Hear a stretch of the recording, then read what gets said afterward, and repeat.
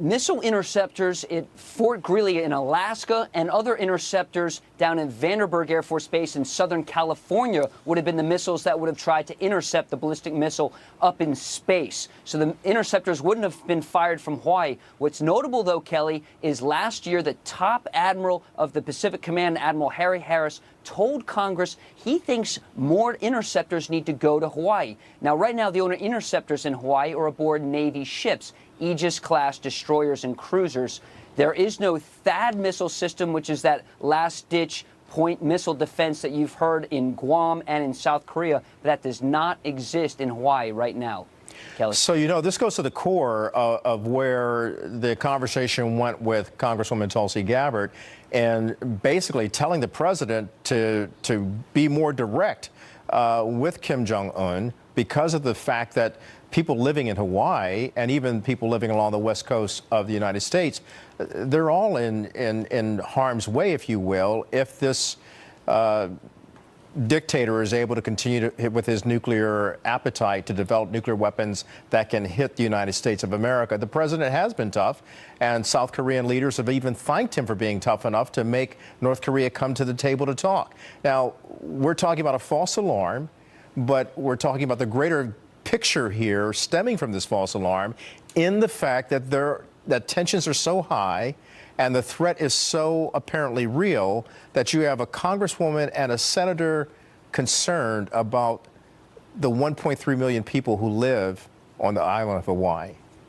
Well, let's not forget, Kelly, that the UN Security Council passed 3 resolutions last year condemning North Korea and putting hard sanctions on them. And many officials here, including Defense Secretary Mattis, think those sanctions are starting to really impact North Korea and to hurt, especially with winter approaching and oil imports being cut off to North Korea. So many officials here think that's why North Korea did come to the table with South Korea just in the past few days to work out a deal with the Olympics and have something of, break bread, if you will. Yeah, and the president, of course, has said that as well in one of his earlier tweets about that meeting that was coming up, and even in a news conference where he said he welcomes the possibility of them talking beyond the break bread session of the Olympics, but perhaps talking about how they can sit down and negotiate how to end this penchant for nuclear development that Kim Jong-un has. But now you say just something earlier about how our military would have prepared for this. And as you know, we're in the course of budgetary restraints, sequestration, and you've talked about this a lot and reported on this a lot about our readiness. How might that impact us going forward to prepare for this kind of threat that we have? And you talked about the THAAD missiles. If we don't have enough budgetary components going into the military, might we lose on the end of having enough equipment to bolster our readiness and to make sure that we are assured of a victory? It's a possibility, Kelly. Keep in mind, there is only 44 interceptors in the ground, interceptor missiles between this Air Force base in Alaska and another Air Force base in Southern California. That's 44 missiles. So if any of those miss, or if there's a North Korean missile that does come to the United States and threatens the United States, it's a fairly limited number to shoot that one down. That's just for one missile. I have to agree. I wasn't going to interrupt you, but that certainly is not enough. If you look at the whole game plan, I hate to call it a game, but the military strategy is that you have more than enough so that you have an overwhelming force in order to repel any type of aggression towards the United States. Now, that's correct. Now, keep in mind, North Korea, while they did successfully test 3 intercontinental ballistic missiles for the first time in its history last year, and one this year, it's notable that they have not yet demonstrated the ability to have a warhead re-enter the Earth's atmosphere. As you know, going from space back down into Earth, through the atmosphere, there's a lot of pressure.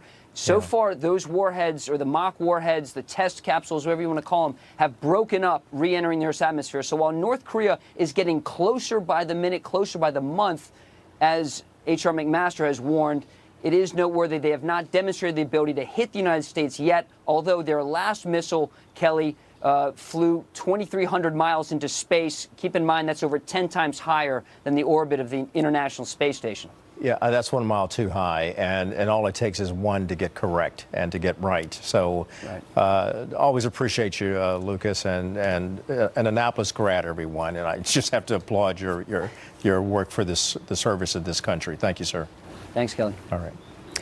A lot of people talking about what it must have felt like, sounded like, and been like if you were on Hawaii. We have somebody who is with us now, Allison Guzman, who is vacationing there right now as we speak. All right, Allison, everybody wants to know, where were you? What happened? What did it feel like? What did you do?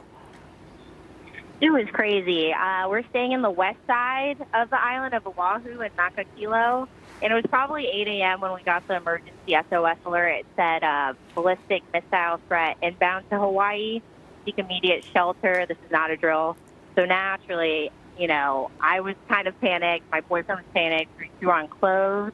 You know, we had a few friends in the house. We all rushed downstairs trying to find, like, the closest safe room to hide possibly. We went outside to see if there were any neighbors up and about. One neighbor seemed very lax about it. He was like, well, you know, what are we going to do? Where are we going to hide? We're on an island. So we were like, okay, you know, what's going on?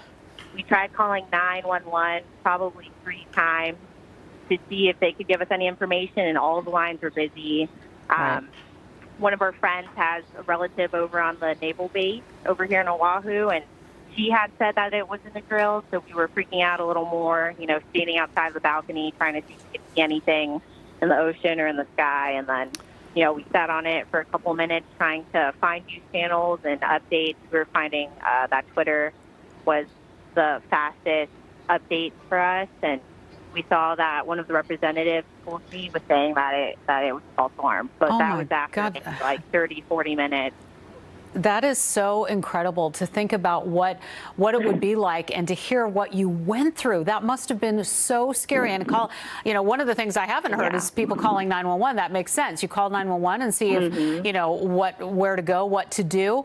But then we're hearing that how long did it take for you to get that second alert that it was a false alarm? We're hearing over 30 minutes. Was that the case? Yeah, it was like at least 39, 45 minutes. Wow. Afterward. Okay. Yeah.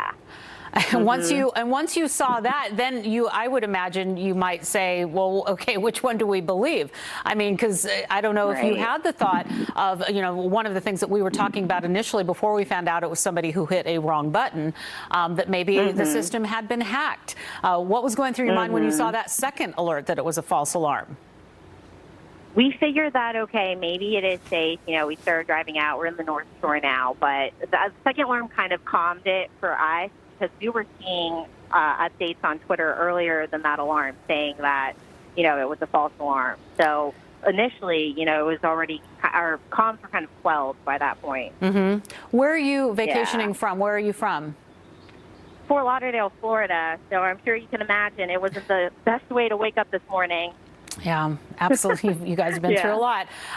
You know, what happens now? One of the things that we have heard, and I'm so glad that you're with us so you can give us, you know, your eyeballs there. We heard that people had run into the street. You're describing, you know, how it was where you were. Now that it's all calmed down, do people seem to be, I mean, obviously Hawaii is very chill, but are people kind of going back to their vacation mode, or their mode of just going about their business? Is that what it feels like right now? And also, my second question to you is, you know, what do you think about the fact that this was caused by somebody hitting a wrong button? Well, to address the first question, you know, it definitely has resumed into vacation mode. We're on the North Shore of Oahu right now, you know, catching a lot of waves. There's a lot of children running about, families, you know, sunscreen bathers. Everything looks fine.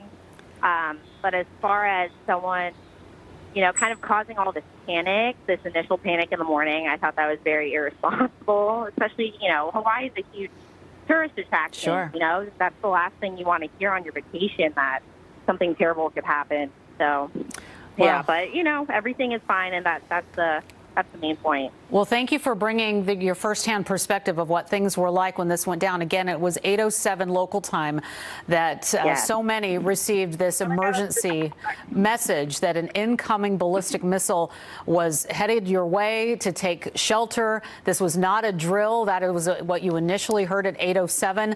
Now, a few hours have passed. People are starting to settle back down. We realize it was some kind of an accident. We know that we're going to be hearing more about that. And we hope for you, Allison, and your friends from Fort Lauderdale, you will be able to enjoy the rest of your vacation. I'm sure maybe the bars are busy right now, but I hope that you will be able to enjoy the rest of your time there. And thank you for sharing your story. Stay safe, and we'll wish the best to you guys. Thank you so much. Kelly. Yeah, Laura, you alluded to it, that maybe the bars are open now. A lot of people are trying to find relief and maybe comedy or whatever, but prayer, whatever, you find it. So let's bring in Brian Yedis right now, who's been following this story for us. And Brian, crazy day for the people in Hawaii, but certainly an alarm, false alarm, but also an alarm for us, perhaps as a wake-up call to be aware of the threats that are out there. Exactly right. And, you know, this is just a nightmare. We heard from that tourist from Fort Lauderdale in Hawaii, and we're starting to see tweets. But now we're getting a better idea of what it was like if you imagine if you were in Hawaii with your family, sitting at the TV at 8:07 this morning, watching a soccer match, and then an alert came on that a nuclear ballistic missile was headed towards Hawaii. Look at this video. This is going to give you an idea of what this was like for many people on Hawaii. The U.S. Pacific Command has detected a missile threat to Hawaii. A missile may impact on land or sea within minutes. This is not a drill. I mean, incredible. This is not a drill. That message and that warning was about 40 seconds long. And that is the reality in which many people woke up this morning on Hawaii at 8:07 this morning. And we're starting to get a better idea of the timeline, right? The Hawaii Emergency Preparedness, the agency said that they tweeted within 13 minutes that it was a false alarm. But the problem is that many people did not get the false alarm emergency alert on their cell phones until 38 minutes after the initial alarm went out. And look at this. This is actually from the Hawaii Emergency Preparedness. This is the game plan. This is it, guys. It is 20 minutes from launch to impact. If there were to be a missile launch from North Korea, there will be 5 minutes for detection and a chance for the defenses to go up from the U.S. Pacific Command and to try to stop this missile. Within the next 5 minutes, there will be a warning and the state is alerted, and then all the sirens and the emergency notifications would be sent out. And then that gives people about 10 minutes, if they're lucky, to take individual action. And we keep stressing this point. I know that, you know, this was a nightmare and it was scary for so many people. But it is also a reminder of just the real threat that we're facing, but also we don't have a solution to it. I mean, the solution is individual action to hide into your building, to run inside of the building, preferably into a basement. If you're in a car, to just go out on the ground and to lay flat is your best option. And for many people, we're starting to see, we've seen these accounts on Twitter. People were texting their families. They were saying goodbye. They were crying. They were hiding in their closets. Many cars came to a screeching halt, not knowing what to do. Look at this tweet. Under mattresses in the bathtub with my wife, baby, and in-laws. Please, Lord, let this bomb threat not be real. So again, we know that this was a wrong button pushed, but for 38 minutes, many lives could have been lost in this situation, in the panic and in the nightmare of it all. We had Sydney Ember who tweeted, people were sheltering in the basement, people were crying and holding each other. It was actually scary for a few minutes. So again, 13 minutes after that 8:07 this morning alert first came out, the Hawaiian Emergency Management happened to be able to get on to their Twitter account and say, essentially, that it was a false alarm, but it was a very brief statement. And it wasn't again until another 20 minutes or so that push alarm came out on people's phones. And that is mainly where people get their information from, is their phones. So, I mean, just a nightmare. And the thought that this could have happened on a weekday with more people on the street, etc. I mean, who knows what could have happened, but just chilling to see that video. You're watching a soccer match in the morning and that alert comes on. I mean, what do you do? That was, in fact, very chilling as you see that and you hear the person saying in a calm voice, this is not a drill, right? So as not to cause any panic, but everyone walking off that soccer field, perhaps to find some way of finding safety. Interesting point that you brought up there. There's nothing there in Hawaii to protect anyone from any nuclear attack. Right. And in Israel, they actually have bomb shelters that they've created for the people. And someone just emailed me and sent me pictures of what those bomb shelters look like. Perhaps in the future of this newscast, we can show you some of those pictures of how they've prepared there. And maybe that's something else that this false alarm has caused us to do, as Congresswoman Tulsi Gabbard talked about, as well as our colleague, Brian Lucas Tomlinson in the Pentagon, talked about how we have to be prepared and how our military could have used interceptors to bring down that missile. But we're talking as if that were to happen, but the fortunate thing is that this is a false alarm, so we have time to examine ourselves.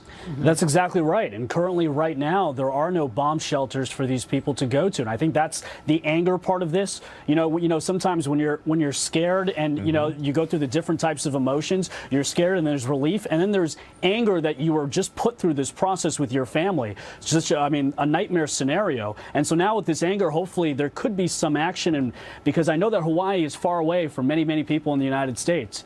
But it is a very real threat for so many Americans, 1.3 million people. And look, there is no relocation plan. No. I mean, the Hawaiian emergency preparedness says that. They don't have a relocation plan because within 10 minutes, where are you supposed to relocate to? So a very real threat. And again, we're not trying to alarm people, but it's important to realize I didn't think that this was the only plan we had, and it wasn't until this happened that you start realizing that, wow, the only plan that they have is to get inside. And I didn't also realize that it was only a 20-minute window. So I think many people are starting to realize that, and it's alarming. Yeah, and not to push it any further than what has to be stated, but would you hold that up one more time? Yeah. This is the only plan? I mean, we can do better than that? Yeah. All right. Yeah. Brian Yennis, thank you.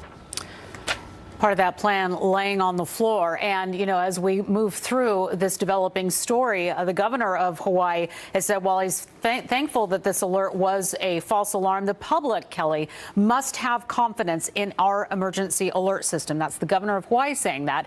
And you look at, what the alert system is, what happened today, and then who knows what might happen next, the next time around. Hopefully this never happens again. But, the people of Hawaii, you've got to imagine their confidence has maybe taken a hit with this. The chairman of the FCC now launching a full investigation into this false alarm emergency alert.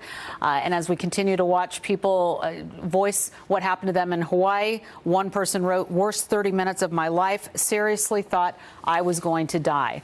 We will continue to follow this story right after this break. And we are back with this Fox News Alert as we continue to follow the breaking developments of the false alarm of ballistic missile coming into Hawaii, and a lot of people disturbed by receiving the initial alarm that this was not a false alarm. In fact, it was a real test and a real situation. And as a result of that, people began to look for shelter. Fortunately, it was a false alarm, but it has still awakened many people to the reality that something has to be done on a more proactive basis to safeguard the people of Hawaii as well as people all along the West Coast. In fact, for that matter, throughout the United States of America, because of the tensions, the escalating tensions, and the nuclear threat, the potential for that from North Korea. Eliza Collins is a congressional reporter for USA Today, and she has come in to join us to weigh in on this issue and give us some perspective, some context in terms of what you have been reporting on, Eliza, as it relates to North Korea and the nuclear appetite that Kim Jong-un has and why he continues to wield this power in the face of so many UN sanctions that have kept his people mired in poverty.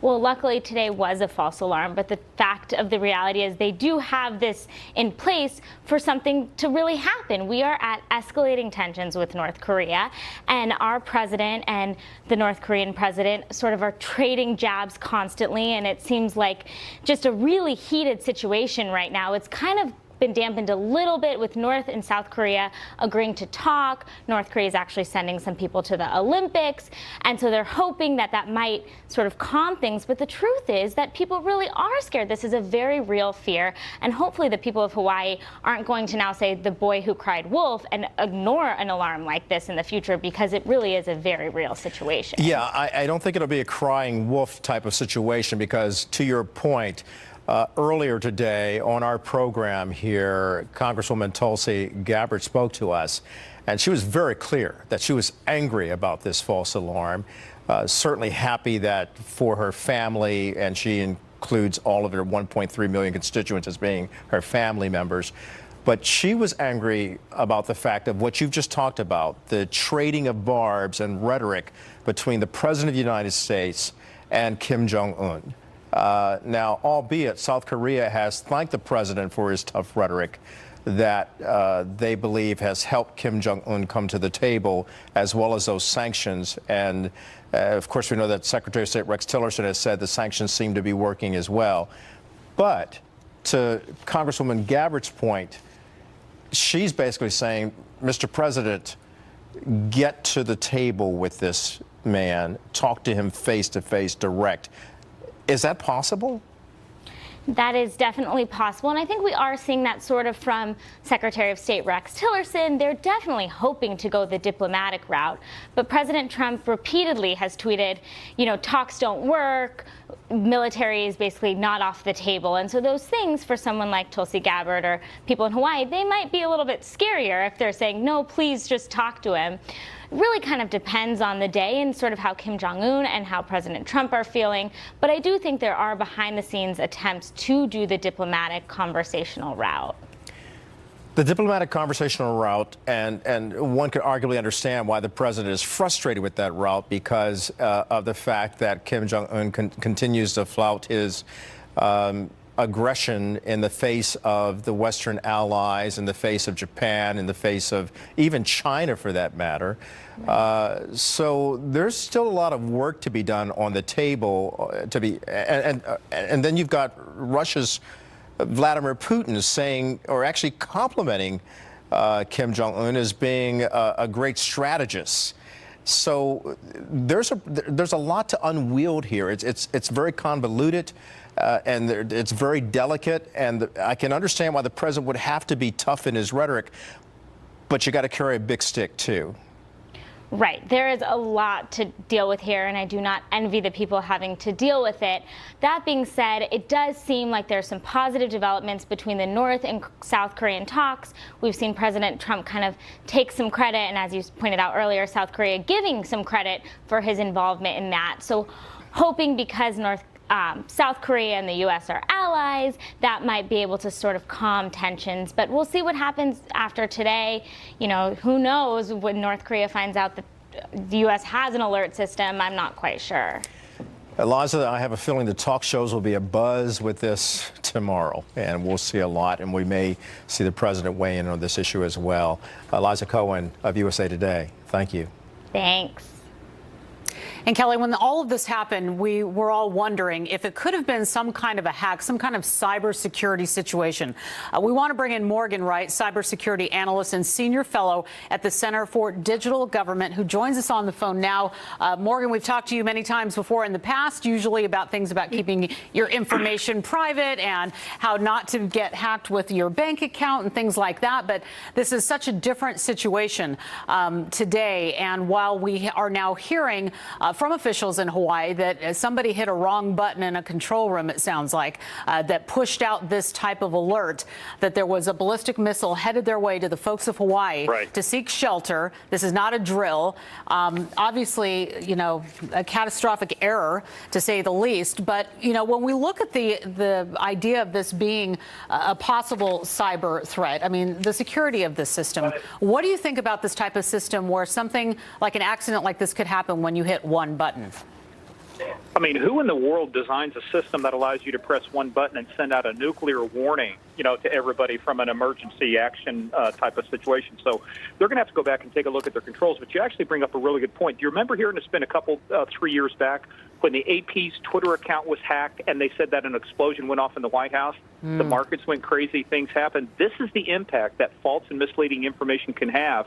So on this case, not only are they have to look at the type of controls they have, but you're absolutely right to the point. If it was this easy for somebody to make a mistake, all somebody has to do is get in there, flip a few switches, and if there's not enough two-factor authentication, or like on a nuclear submarine, it takes 2 keys and a lot of authentication before you can launch a nuclear missile. It should be the same way with this, because as you've seen now, the impact of this, it's horrendous, especially the fact that we know Kim Jong-un actually has the capability to launch a missile that far and hit Hawaii. I'm glad you brought that up, the 2-key system, because I think in our minds, we think that that's what is in place in situations like this, that somebody can't just press one button. So you're a cybersecurity expert. Let's say that the state of Hawaii calls you and says, we need your help. What would you do at this point to ensure that this never happens again? It probably sounds harsh, but first thing I do is fire the people involved in letting this thing go out in the first place, because I mean, just for what they did. However, though, what you got to do is, if somebody's going to implement something like this, you're going to have to escalate it. It's going to take higher approval. In other words, you can't release nuclear weapons without the authorization of the president. If somebody on a submarine is not going to do it because they want to. So there should have been a system in place that allows people from a hierarchical standpoint through trusted communication systems to say, here's the situation. Do you concur? Do you confirm? Do we have authority to activate? And so maybe they have those protocols in there, and if somebody didn't follow those, that's a training issue, that's a policy issue. But my goodness, there should be, from a digital standpoint, from a computer standpoint, there should be no ability to put something like this out and tell somebody who's got the rank, the authority, and has looked at this situation to say, yes, I concur, time to release this kind of information. It sounds to me like they bypassed a lot of the checks that they had in place. And let's talk about the delay in that second message that went out to let people know that it was a false alarm. A lot of people were already hearing that the chairman of the FCC is launching a full investigation. Obviously, the governor of Hawaii, we've heard from many lawmakers on this who say that there is going to be an investigation. But just as we just sit back for just a second and think about those over 30 minutes where people are now describing chaos, pandemonium, hiding in bathtubs, putting mattresses over them, running out into the street, calling 911, trying to reach their loved ones on the mainland to say goodbye because they think a ballistic missile is headed their way. 35 minutes, somewhere around there, is how long. Think about how long that is. Why couldn't there have been, if somebody made a mistake, they realized the mistake is made, could it have taken 30 minutes to realize a mistake and then hit out that second portion of the alert? Or did it take that long for the alert to circulate and get out? What do you think happened there? Oh, my goodness. All you have to do is watch Facebook. I saw screenshots of the alert that came across people's iPhones and other stuff. I mean, it doesn't take that much. Look, the most charitable explanation I can give is incompetence. The other one is that if it's that easy to launch an alert, why isn't it that easy to launch a message that says, sorry, false alarm? It never should have gone out in the first place. But if that's the case, why did it take 30 minutes? To me, that's where the investigation is going to be key, but it's going to be a breakdown in communications, policy, training, many things. I mean, these things, this is no different than the military engaging in operations, or law enforcement, or your emergency responders, emergency management. You train. If this happens, here's what we do. And if the worst happens, which is the false alarm, how do you get that information back out? So, yeah, the same systems that they used to put out the alert should have been as quickly the same systems that they used to put out to say, hey, sorry, false alarm. A lot of people making that point today, Morgan Wright, and also officials on Hawaii saying that the public must have confidence in these emergency alert systems, and that is going to maybe be a tall order now, but we'll hope that we'll get there. Morgan Wright, thank you so much for your time. You bet, guys. All right, Kelly. And we will continue to follow the developments of this breaking story. And the good news is that it has been a false alarm. The stark reality is, well, we got a lot to do. We'll be back now with more about our breaking and following our breaking news coverage out of Hawaii, and the fact that they received quite a scare, the scare of their lifetime, if you will, for the 1.3 million people who live there, who many received on their phones this text message, this emergency alert, find shelter, this is not a drill. And then some 38 minutes later, to find out that it was a false alarm. And in the span of that time, many people seeking shelter, taking cover as best they could in an area that really has no coverage, in a place where you can't go to hide from any kind of nuclear weapon, were it to be real. The good thing is that it wasn't. But the stark reality is that it gives us pause to make us think how we can become more proactive in our preparedness for such a time as this. Let's bring in Lucas Thomason right now at the Pentagon, who's been following this story. And Lucas, this is not to be dramatic, but there is a real and ever-present danger given the threat that we have from the Hermit Kingdom, North Korea. There is, Kelly. Now let's go back, though, to that timeline, because I think the slowness of the Emergency Management Association in Hawaii, or agency, is going to be very apparent. So at 8:07 local, that initial text alert goes out to the 1.3 million residents of Hawaii and those visiting the islands. 13 minutes later, that same agency at Hawaii Emergency Management Association tweets out, "No missile threat to Hawaii." So 13 minutes later, that tweet goes out, not to the phones, not a big wide alert, but a tweet. So why did it take another 25 minutes, Kelly, for a wider alert to say false alarm? And here's another point. The U.S. Pacific Command, which tracks and monitors all North Korean missile launches based in Hawaii, they sent their statement out at 8:35 local. So that means it took another 10 minutes for this widespread, text message to all the phones to say this is a false alarm. Total, it took 38 minutes from the initial minute. Why did it take that long, and why were 13 minutes after the initial message went out, were they already saying this was a false alarm, yet it took 38 total minutes to correct it? Does this make sense, Kelly? It doesn't, and to your point, it kind of reminds me of our intelligence gathering and our intelligence sharing, because we didn't share enough intelligence with each different agency. We had 9/11, and the good thing is that this is a false alarm, but it should awaken us to the fact that perhaps we need more sharing between the military command, the state government, the federal government, and whoever is putting their finger on the button to be sure that we have some redundancy measures in order to protect the public from being cast into deep fear from a false threat. There's no question about that, Kelly. And there's always an after action or hot wash, if you will. All the entities will be getting together and huddling, from the governor's office on down in Hawaii, as well as the Pacific Command, led by Admiral Harry Harris, who's set to retire this year. They're going to sit down and figure out, could there have been more talking? But I think there's some serious questions here about if 13 minutes into this, false alert, the Hawaii Emergency Management Agency knew it was a false alarm. Why did it take another 25 minutes to correct that?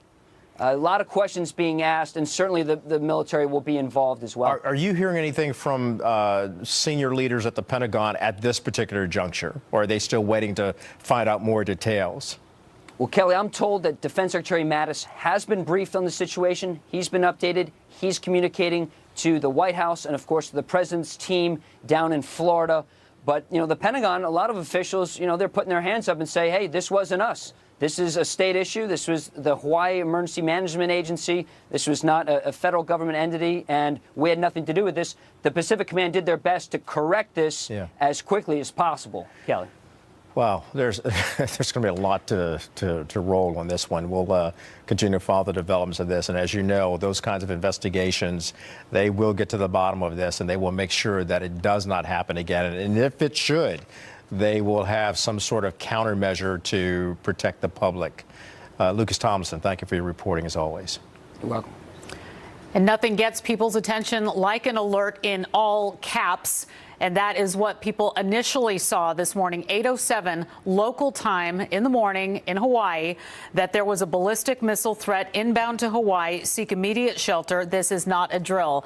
Then there was a clarification, as Kelly and Lucas were talking about, some 30 minutes later, approximately, that it was a false alarm. And we are now learning that it was a button hit by mistake. So we are now being told officials will be holding a news conference in Hawaii, 6 p.m. Eastern. We'll have more on this after this break.